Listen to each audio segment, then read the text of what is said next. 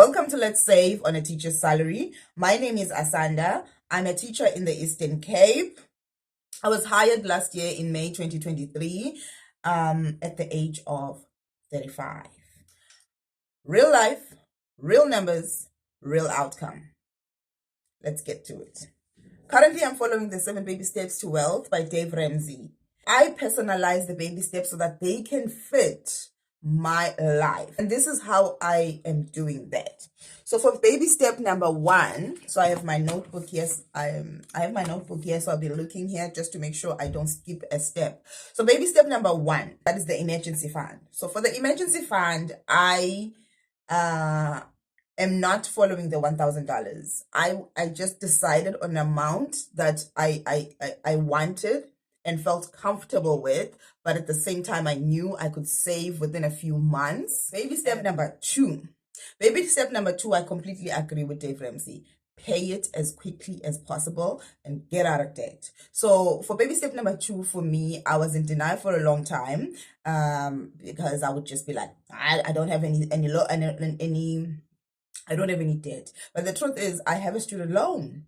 I don't know if any of you have done that, where you just completely ignore your government student loan because you just don't want to think about it and you like, I can't afford to pay it. So I did that for a very long time, but now we are on the honest path. Step number 3 is fully funding the emergency fund, but then there's step number 3B, which is a house. So I do want to renovate my mother's house, but because my mother has that back off thing where she doesn't want me being responsible for her own house, it's giving me time to say, okay, I can start saving for this, and then when the time comes, when her heart melts, I am going to convince her to let me do some renovations.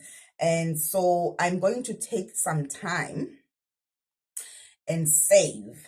So hopefully by the time I'm 37, as I'm still 35 right now, I'm still 35 right now. I haven't turned 36 yet. So by the time I turn 37, I'll be done saving. Baby step number 4 is retirement. So for retirement, the government actually has an automatic retirement fund for me, where they just take the money before they actually give me my income.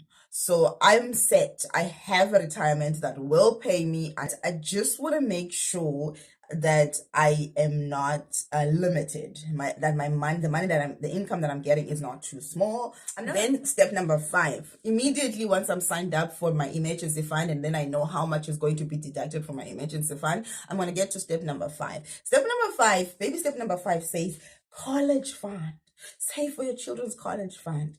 Now, this is the part where I reveal to you, I don't have kids. I also have 0 plans of having kids in any time in my life. This is set on stone. This is not going to change. Okay, step number 6. I'm not homeless. I rent right now.